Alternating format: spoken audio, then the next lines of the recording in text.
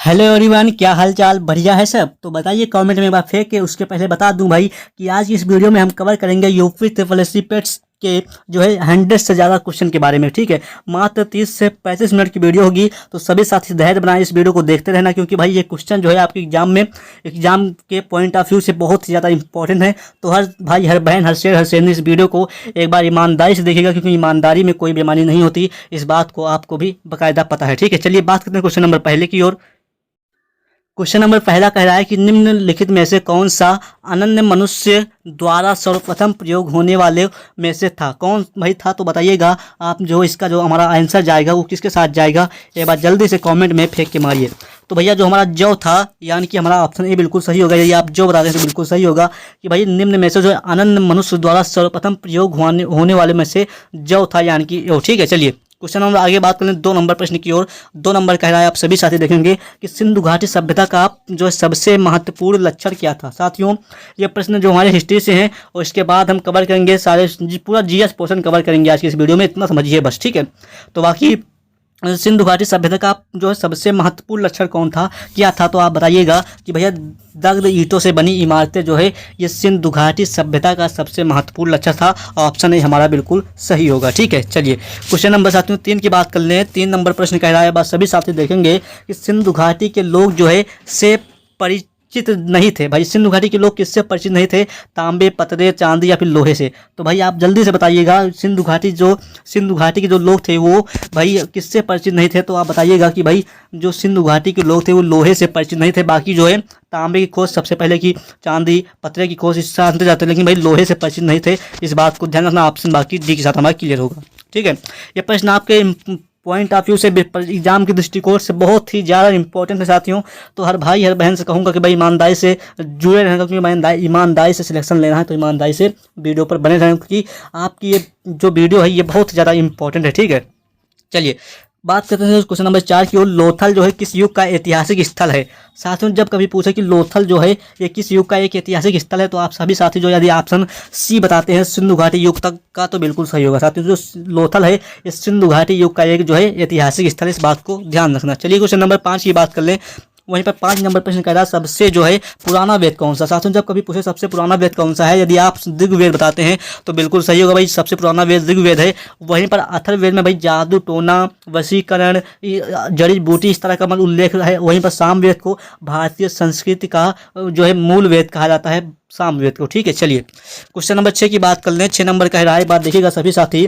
तो ऋग्वेद में वर्णित सबसे आम अपराध क्या था? साथियों, ऋग्वेद में भाई वर्णित क्या है, ये सबसे आम अपराध क्या था? तो पशु चोरी, अपहरण, हत्या या फिर बलात्कार। तो 6 नंबर जो ऑप्शन आएगा भैया पशु चोरी। भाई ऋग्वेद में जो उल्लेख है सबसे आम अपराध भाई, तो वही पशु चोरी का उल्लेख है, मतलब कि वर्णित है पशु चोरी का आम अपराध। ठीक है, चलिए क्वेश्चन नंबर 7 की बात कर ले। कह रहा है कि सत्यमेव जयते, आप लोगों ने सत्यमेव जयते का भाई राष्ट्रीय जो वाक्य हमारा आप सभी जानते हैं। ठीक है, तो सत्यमेव जयते भाई कहाँ से लिया गया है? यदि आप बताते हैं उपनिषद से तो बिल्कुल सही होगा।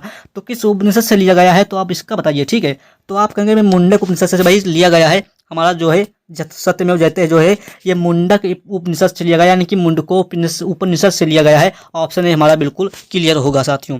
चलिए यहीं पर क्वेश्चन नंबर 8 की बात कर लें। 8 नंबर कह रहा है कि निम्न में से कौन सी कला को जैन धर्म से प्रेरणा प्राप्त हुई? साथियों, कौन सी कला को जैन धर्म से प्रेरणा प्राप्त हुई? तो आप यदि ऑप्शन 8 का भाई मथुरा लगाते हैं तो बिल्कुल सही होगा। भाई मथुरा के भाई जो जैन धर्म के जो हैं उनको भाई मथुरा से प्रेरणा प्राप्त हुई। इस बात को ध्यान रखना। बाकी क्वेश्चन नंबर 9 की बात कर लें तो थोड़ा छोटा कर लें क्या? चलिए ठीक है, 9 नंबर प्रश्न की बात के साथ कह रहा कि बौद्ध, जैन तथा ब्राह्मण धर्मों में से कौन सी धारणा एक जैसी है? साथियों, बौद्ध, जैन तथा ब्राह्मण में धर्मों में से कौन सी जो है धारणा सबसे एक जैसी है? तो इसका ऑप्शन यदि आप भाई बिल्कुल कर्मवाद का सिद्धांत बताते हैं तो बिल्कुल सही होगा।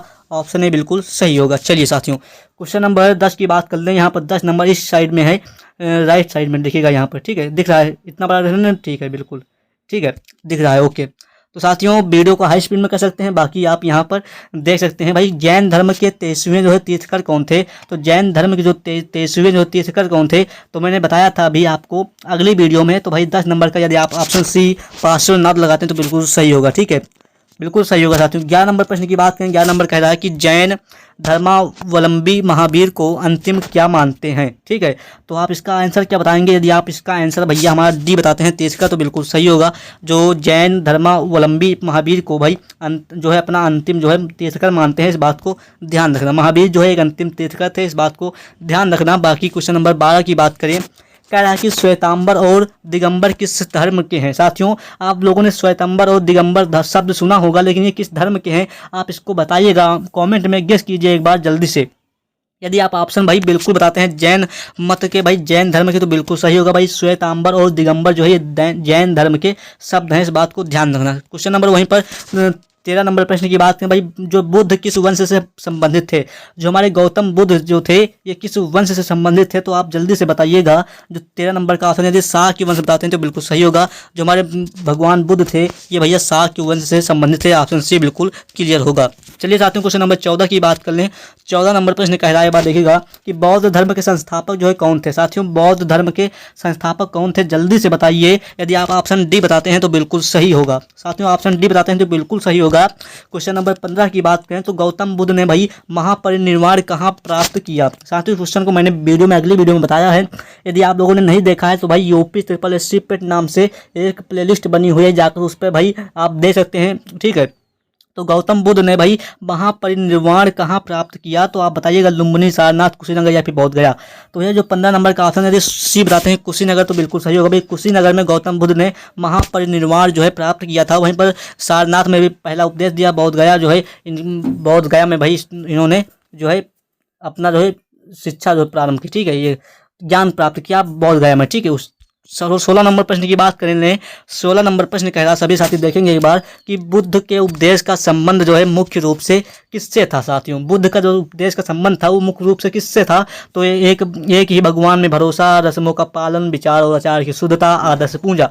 तो जल्दी से गेस कीजिएगा इसका आंसर। तो यदि आप ऑप्शन सी बताते हैं विचार और आचार की शुद्धता, तो बिल्कुल सही होगा। और गौतम बुद्ध ने पहला उपदेश कहाँ दिया, तो सारनाथ में दिया, इस बात को ध्यान रखना। ठीक है, चलिए क्वेश्चन नंबर 17 की बात कर लेते हैं। 17 नंबर प्रश्न कह रहा, सभी साथी देखेंगे एक बार कि बुद्ध ने अपना पहला उपदेश कहाँ दिया। तो मैंने क्या बताया, बुद्ध ने जो पहला उपदेश दिया वो सारनाथ में दिया। और इन्होंने ज्ञान की प्राप्ति कहाँ की, ज्ञान की प्राप्ति भैया बोध गया में की, इस बात को ध्यान रखना। इनका जन्म कहाँ हुआ, भाई लुम्बिनी में हुआ, इस बात को ध्यान रखना। ठीक है, क्वेश्चन नंबर 18 की बात कर लें। 18 नंबर प्रश्न यदि आप लोग देख रहे हैं तो बिल्कुल भाई बताइएगा, इसका आंसर गेस कीजिएगा। जीवन कष्टों और दुखों से भरा है। ठीक है, जीवन कष्टों और दुखों से भरा है, यह कथन किसका है भाई। ये जो है जो वाक्य है मतलब कथन है, ये बहुत अच्छा है। ठीक है, लेकिन किसका है ये बताइएगा जल्दी से।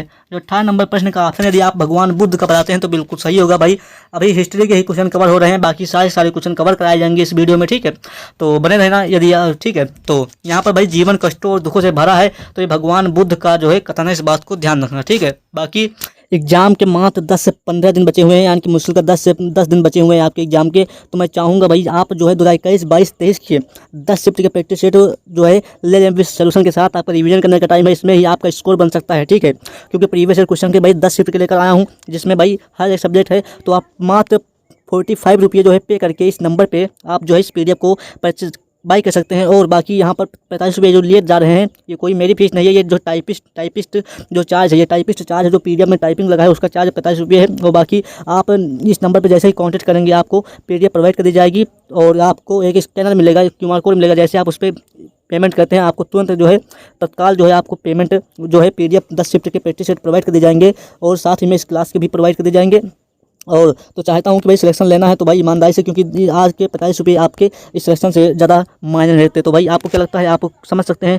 तो चलिए बढ़ते हैं कि क्वेश्चन नंबर 19 की बात कर लें। 19 नंबर कह रहा है कि जातक कथा जो है संबंधित है, किससे संबंधित है भाई जातक कथा।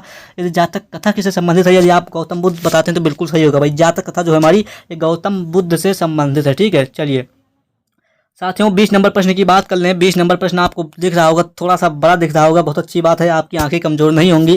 ठीक है, चलिए निम्नलिखित में से मगध साम्राज्य का अंतिम जो है शासक कौन था। साथियों, मगध साम्राज्य का अंतिम शासक कौन था, तो बताइएगा। ये क्वेश्चन थोड़ा सा मतलब कि ब्लर है, बाकी और आगे क्वेश्चन सही, बस ये 2 क्वेश्चन आपके थोड़े से ब्लर हैं, बाकी आपको दिख रहा होगा, मुझे पता है। ठीक है, तो चलिए 20 नंबर भाई जो है मगध साम्राज्य का अंतिम शासक कौन था, इसमें थोड़ा सा कन्फ्यूजन है, बाकी इसको आप दूर कर लीजिएगा। चलिए इसको भी हम आगे बताएंगे। ठीक है, 21 नंबर प्रश्न की बात कर लें। तो चंद्रगुप्त मौर्य के दरबार में आने वाला यूनानी राजदूत कौन था? साथियों, चंद्रगुप्त मौर्य के दरबार में आने वाला राजदूत कौन था? यूनानी राजदूत कौन था? तो जल्दी से बताइए इसका। यदि आप मैगस्थनीज बताते हैं तो बिल्कुल सही होगा। साथियों, मैगस्थनीज जो थे ये चंद्रगुप्त मौर्य के दरबार में आने वाले एक यूनानी जो है राजदूत थे। वहीं पर भैया जब पूछा कि जो है चंद्रगुप्त मौर्य जो है का राजदूत कौन था, तो मेगास्थनीज जो थे भाई, जिन्होंने इंडिका नामक पुस्तक की रचना की थी। इंडिका नामक पुस्तक किसने लिखी? तो मेगास्थनीज ने लिखी। इस बात को ध्यान रखना। चलिए क्वेश्चन नंबर 22 की बात कर लें। कह रहा कि अशोक के अभिलेखों की लिपि है। साथियों, अशोक के अभिलेखों की लिपि कैसी है? देवनागरी है, ब्रह्मी है, गुरुमुखी है, फिर श्रद्धा है। तो साथियों, जो 22 नंबर का ऑप्शन यदि आप ब्राह्मी लिपि बताते हैं बिल्कुल सही होगा। साथियों, जो अशोक के अभिलेखों की लिपि है वो ब्राह्मी लिपि है, यानी कि ऑप्शन बी बिल्कुल सही होगा। चलिए बाकी क्वेश्चन नंबर 23 की बात करें साथियों, तो 23 नंबर कह रहा है, बात देखिएगा आप लोग भी। तो भैया सांची का स्तूप आप लोगों ने पढ़ा होगा। सांची का स्तूप किस शासक ने बनवाया था? साथियों, सांची का जो हमारा स्तूप है ये किस शासक ने बनवाया था? तो जल्दी से बताइए इसका आंसर क्या होगा। यदि आप ऑप्शन 23 का भैया बी अशोक बताते हैं तो बिल्कुल सही। भैया अशोक ने भैया सांची का स्तूप बनवाया था।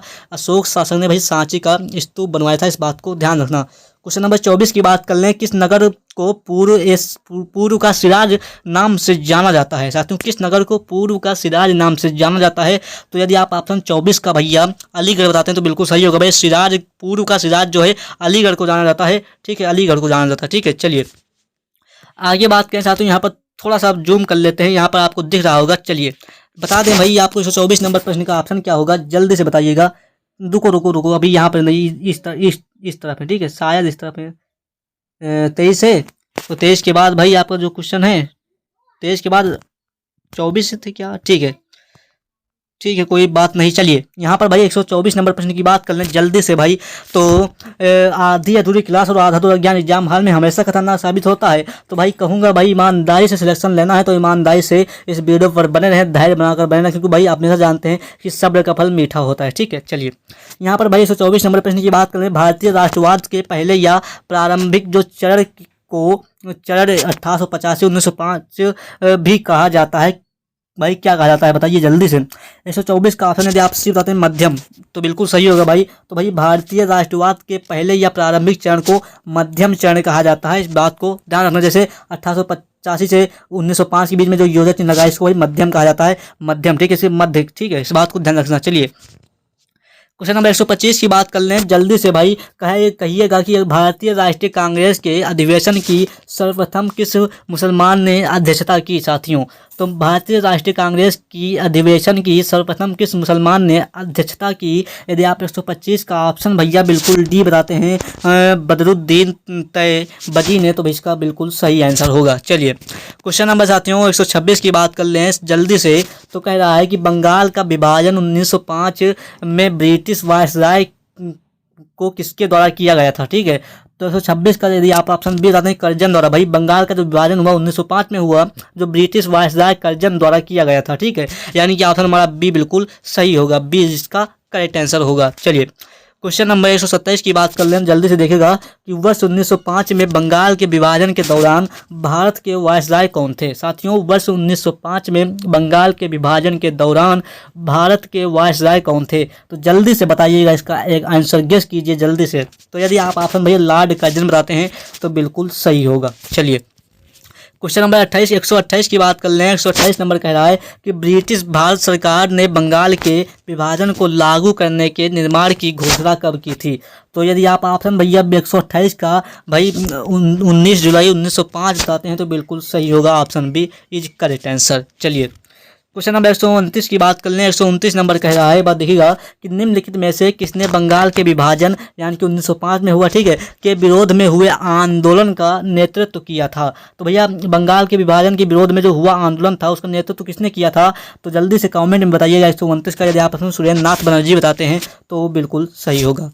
चलिए क्वेश्चन नंबर 130 की बात कर लें। 130 नंबर में ऑप्शन नहीं दिए हुए हैं, शायद इस तरफ ऑप्शन है। एग्जाम के मात्र 10 से 15 दिन बचे हुए हैं, यानी कि मुश्किल का 10 से 10 दिन बचे हुए हैं आपके एग्जाम के। तो मैं चाहूँगा भाई आप जो है 2021, 22, 23 के 10 शिफ्ट के प्रैक्टिस सेट जो है ले लें विद सोल्यूशन के साथ। आपका रिवीजन करने का टाइम है, इसमें ही आपका स्कोर बन सकता है। ठीक है, क्योंकि प्रीवियस ईयर क्वेश्चन के भाई 10 शिफ्ट के लेकर आया हूँ, जिसमें भाई हर एक सब्जेक्ट है। तो आप मात्र 45 रुपये जो है पे करके इस नंबर पर आप जो है इस PDF को परचेज बाई कर सकते हैं। और बाकी यहाँ पर 45 रुपये जो लिए जा रहे हैं ये कोई मेरी फीस नहीं है, ये जो टाइपिस्ट जो चार्ज है, ये टाइपिस्ट चार्ज है जो PDF में टाइपिंग लगा है उसका चार्ज 45 रुपये है। और बाकी आप इस नंबर पर जैसे ही कॉन्टैक्ट करेंगे आपको PDF प्रोवाइड कर दी जाएगी और आपको एक स्कैनर मिलेगा, QR कोड मिलेगा। जैसे आप उस पर पेमेंट करते हैं आपको तुरंत जो है तत्काल जो है आपको पेमेंट जो है PDF 10 शिफ्ट के प्रैक्टिस सेट प्रोवाइड कर दिए जाएंगे और साथ ही में इस क्लास के भी प्रोवाइड कर दिए जाएंगे। और तो चाहता हूँ कि भाई सिलेक्शन लेना है तो भाई ईमानदारी से, क्योंकि आज के 45 रुपये आपके इस सिलेक्शन से ज़्यादा मायने रहते। तो भाई आपको क्या लगता है, आप समझ सकते हैं। तो चलिए बढ़ते हैं। चलिए 131 की बात कर लें, वही प्रश्न शायद है। तो देखिएगा, लॉर्ड कर्जन के बंगाल विभाजन के पीछे निम्नलिखित में से कौन एक मकसद नहीं था। साथियों इस प्रश्न को समझिएगा और इसका आंसर बताइएगा। यदि आप ऑप्शन बी ब्रिटिश राज की शक्ति का प्रदर्शन बताते हैं तो बिल्कुल सही होगा, क्योंकि लॉर्ड कर्जन के बंगाल विभाजन के पीछे जो है ये ब्रिटिश राज की शक्ति का प्रदर्शन था। इस बात को ध्यान रखना, ठीक है। चलिए क्वेश्चन नंबर 132 की बात कर लें। 132 नंबर कह रहा है कि उड़ीसा का प्रमुख शास्त्रीय जो है नृत्य किस नाम से जाना जाता है। उड़ीसा का जो प्रमुख शास्त्रीय नृत्य है वो किस नाम से जाना जाता है। यदि आप ऑप्शन 132 का भाई ओडिसी बताते हैं तो बिल्कुल सही होगा। भैया उड़ीसा का जो शास्त्रीय नृत्य है वो ओडिसी नाम से जाना जाता है, इस बात को ध्यान रखना। चलिए साथियों, बाकी क्वेश्चन नंबर 133 की बात करें। कह रहा है कि कठपुतली जो है किस राज्य का प्रमुख लोक नृत्य है। साथियों कठपुतली जो है किस राज्य का प्रमुख लोक नृत्य है। तो आप ऑप्शन ए बताते हैं राजस्थान, तो बिल्कुल सही होगा। साथियों राजस्थान का जो है कठपुतली जो है एक लोक नृत्य है। चलिए क्वेश्चन नंबर 134 की बात कर लें।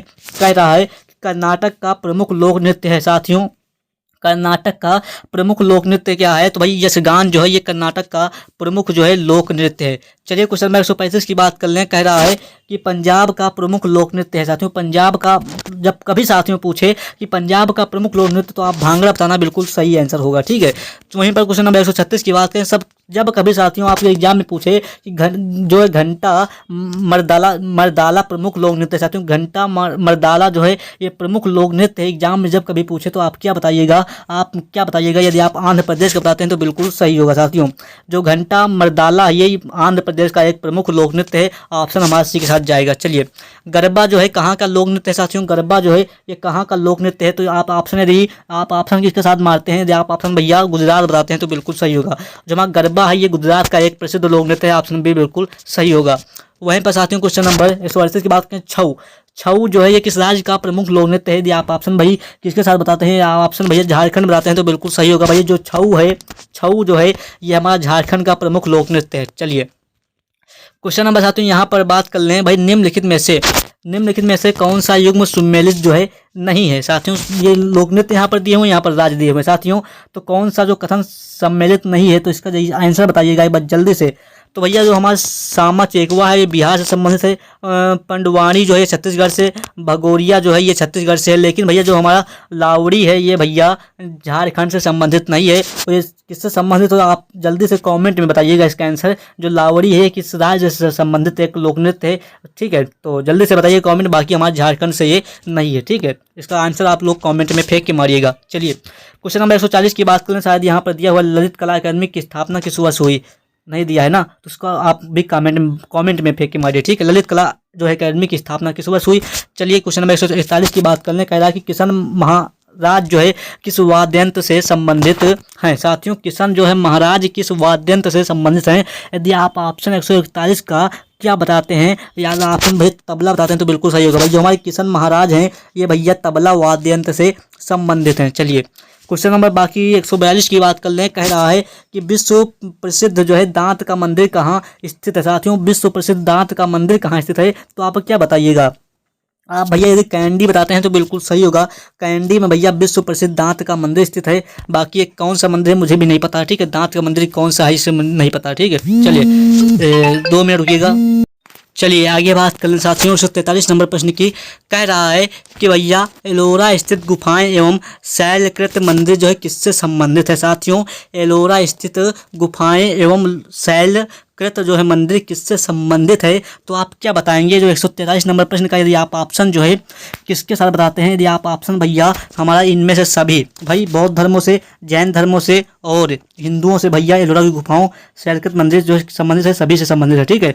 143 नंबर प्रश्न का ऑप्शन यदि आप डी बताते हैं तो बिल्कुल सही होगा, ठीक है। चलिए भैया ये प्रश्न बहुत इंपॉर्टेंट है, ये प्रश्न पूछा गया है आपके एग्जाम में। माउंट आबू दिलवाड़ा मंदिर जो है कहाँ है भाई, कहाँ है जल्दी से बताइए भाई। जैन मंदिर है भाई, क्या जो है माउंट आबू जो है दिलवाड़ा मंदिर एक जैन मंदिर है, इस बात को ध्यान रखना भाई, ठीक है। जैन धर्म से संबंधित है माउंट आबू दिलवाड़ा मंदिर, ठीक है। चलिए क्वेश्चन नंबर 145 की बात करें। 145 नंबर कह रहा है कि भाई शेख सलीम चिश्ती की दरगाह कहाँ है। साथियों शेख सलीम चिश्ती की दरगाह कहाँ है, तो आप जल्दी से बताइएगा 145 का ऑप्शन क्या होगा।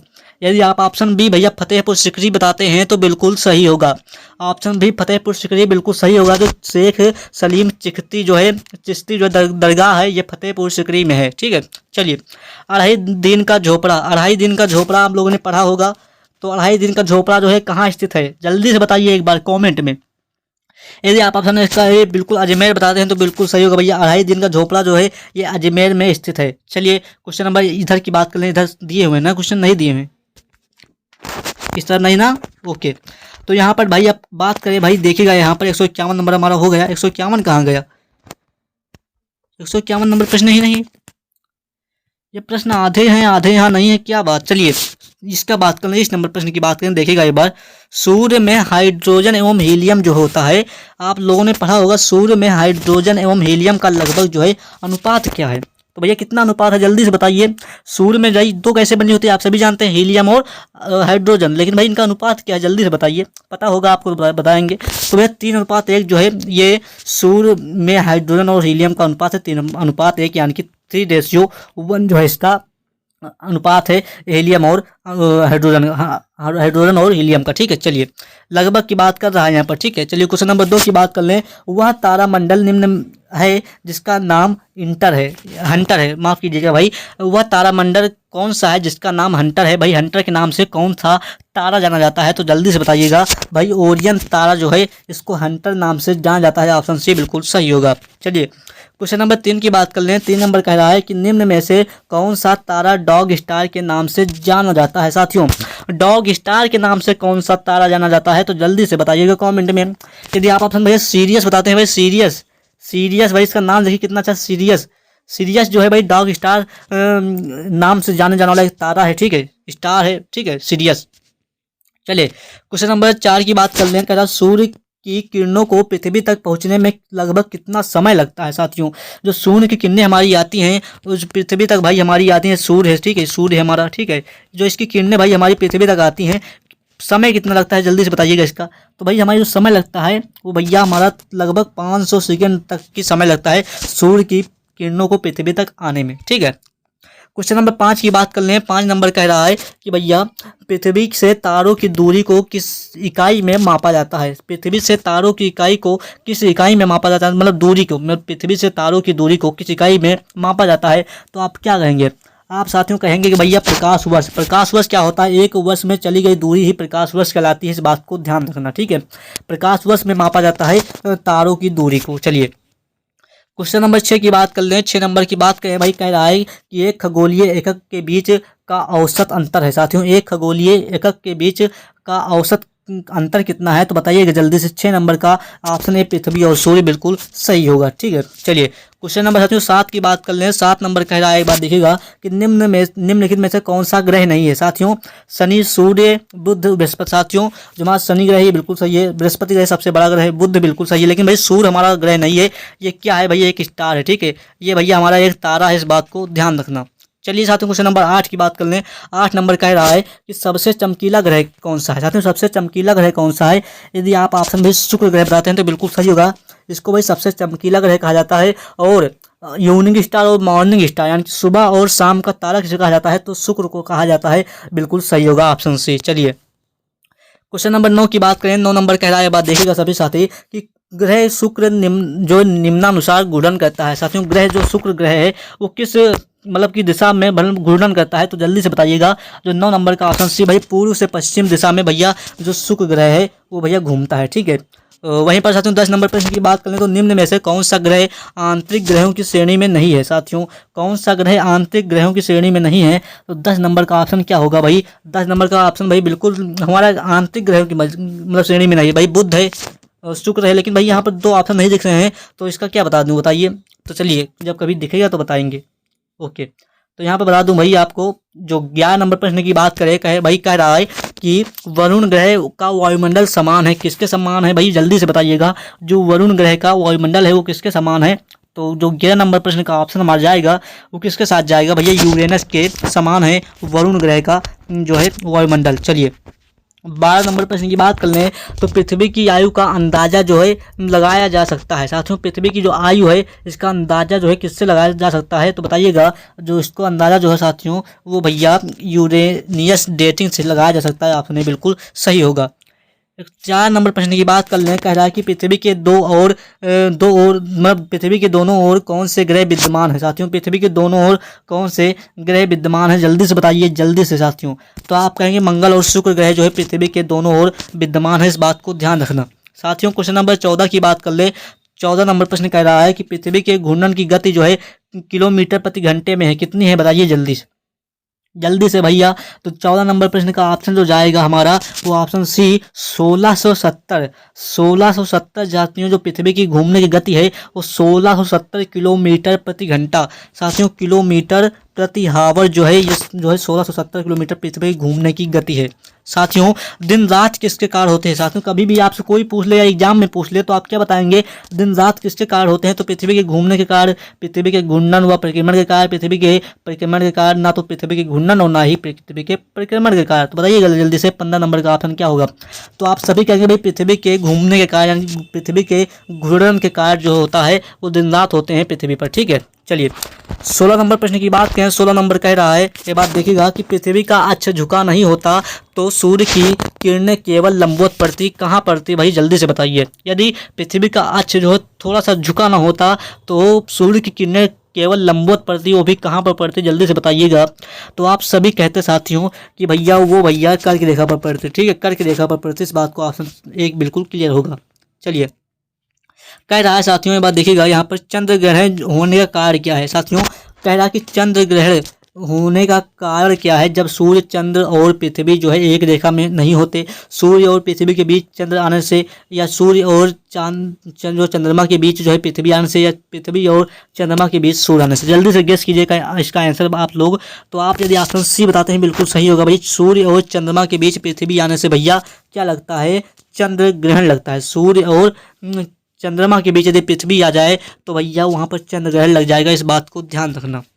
साथियों 18 नंबर प्रश्न की बात कर लें, कह रहा है कि वर्तमान में परिचालित जो है भारतीय उपग्रहों में से भी जो है कौन सा ग्रह है बताइए जल्दी से। तो 18 नंबर जो प्रश्न का ऑप्शन है भैया बृहस्पति कक्षा उपग्रह नहीं है, इस बात को ध्यान रखना। बृहस्पति की कक्षाओं में कोई उपग्रह नहीं है, इस बात को ध्यान रखना। चलिए 19 नंबर प्रश्न की बात कर लें। 19 नंबर प्रश्न कह रहा है, बात देखिएगा सभी साथी कि निम्नलिखित में से, देखिएगा यहाँ पर निम्नलिखित में से किस खगोलीय पिंड को उल्का के रूप में भी जाना जाता है साथियों। तो भैया खगोलीय पिंड को उल्का पिंड आप लोगों ने देखा है भाई। तो 19 नंबर का ऑप्शन जल्दी से बताइए, आंसर क्या होगा? आप कहेंगे उल्का पिंड। भाई खगोलीय पिंड को उल्का के रूप में जाना जाता है, किसको भाई? उल्का पिंड को जाना जाता है, इस बात को ध्यान रखना। चलिए क्वेश्चन नंबर 20 की बात कर लें। 20 नंबर कह रहा है कि ज्वार भाटा की उत्पत्ति का कारण क्या है साथियों, रीजन क्या है? तो आप क्या बताएंगे? आप सभी साथी क्या बताएंगे? यदि आप सभी साथी जो है ऑप्शन सी चंद्रमा का गुरुत्वाकर्षण बताते हैं तो बिल्कुल सही होगा साथियों। यहाँ पर ज्वार भाटा की उत्पत्ति का जो कारण है वो 20 नंबर का ऑप्शन जो किसके साथ जाएगा जल्दी से बताइए। जो 20 नंबर प्रश्न का हमारा ऑप्शन जाएगा सी के साथ जाएगा, चंद्रमा। यहाँ पर चंद्रमा का गुरुत्वाकर्षण इसका सही आंसर हो जाएगा। ठीक है वहाँ पर साथियों इसमें थोड़ा सा कन्फ्यूजन है, बाद में इस क्वेश्चन को देखते हैं। बाकी क्वेश्चन नंबर 21 की बात कर लें। 21 नंबर प्रश्न कह रहा है, बात देखिएगा कि जीएमटी और आईएसटी के मध्य जो है समयांतराल है कितना है साथियों? जीएमटी और आईएसटी के मध्य जो समयांतराल कितना है बताइएगा जल्दी से। आप लोग यदि ऑप्शन डी बताते हैं 5 सही 5 डिग्री 1/2 तो इसका बिल्कुल सही होगा। 5 सही 1/2 बिल्कुल सही होगा भाई। आईएसटी और जीएसटी के मध्य समयांतराल कितना है? इतना है, इस बात को ध्यान रखना। चलिए क्वेश्चन नंबर 22 की बात कर लें। 22 नंबर कह रहा है, बस अभी साथी देखेंगे कि निम्न में से कौन सा एक वृत्त बाह्य वृत्त है साथियों। निम्न में से कौन सा एक बाह्य वृत्त है? तो कौन सा है बताइए जल्दी से। तो 22 नंबर का यदि आप ऑप्शन भैया सी बताते हैं भूमध्य रेखा तो बिल्कुल सही होगा साथियों। पृथ्वी का सबसे बड़ा महाद्वीप कौन सा है साथियों? पृथ्वी का सबसे बड़ा महाद्वीप जब साथियों कभी पूछे तो आप क्या बताएंगे? आप एशिया महाद्वीप बिल्कुल बड़ा है। सबसे पृथ्वी का सबसे बड़ा महाद्वीप एशिया महाद्वीप है, इस बात को ध्यान रखना। फिर मिलते हैं अगली वीडियो में, तब तक के लिए धन्यवाद। और अभी सारे क्वेश्चन पड़े हुए हैं, देख सकते हैं आप कितने क्वेश्चन हैं यहाँ पर, ये देखिए। तो चैनल को सब्सक्राइब कर दीजिए। अगले वीडियो में इस पार्ट को कवर करेंगे, ठीक है। एक पार्ट जो हमारा कंप्लीट होगा, अगले पार्ट में इस क्वेश्चन को कवर करेंगे जो आपके एग्जाम में हूबहू देखने को मिल सकते हैं। तो हर भाई हर बहन हर शेर हर सैनी से यही कहूँगा कि भैया ईमानदारी से सिलेक्शन लेना, तो सब्सक्राइब जरूर कर देना। और बाकी फिर मिलते हैं अगली वीडियो में, तब तक के लिए धन्यवाद।